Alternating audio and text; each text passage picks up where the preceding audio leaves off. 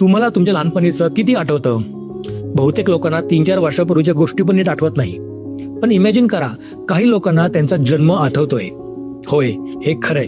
एका रिसर्चनुसार काही लोक सांगतात की त्यांना हॉस्पिटलचं ब्राईट लाईट, डॉक्टरांची आवाज आणि अगदी त्यांना हाताळणाऱ्या नर्सेसच्या सॉफ्ट टचची सुद्धा वेग आठवण आहे. काही लोक तर म्हणतात की त्यांना आईच्या पोटात असतानाचा फील पण आठवतो.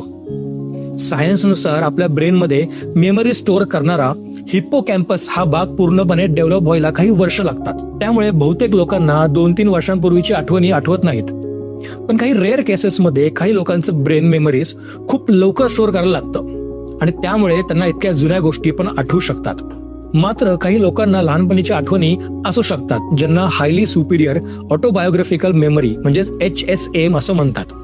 अशा लोकांना त्यांच्या जीवनातील प्रत्येक दिवसाची सविस्तर आठवण असते.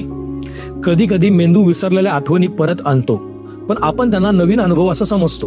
ह्याला क्रिप्टोमनेशिया असं म्हणतात.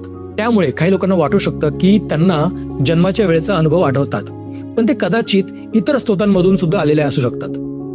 हे कितपत खरं आहे यावर डिबेट सुरूच आहे. पण काही जणांनी हिप्नोटिक रिग्रेशन किंवा डीप मेडिटेशन मध्ये जाऊनही अशा आठवणी रिकॉल केल्या आहेत. हे खरंच आहे की मेंदू अजूनही आपल्याला पूर्णपणे समजलेला नाही.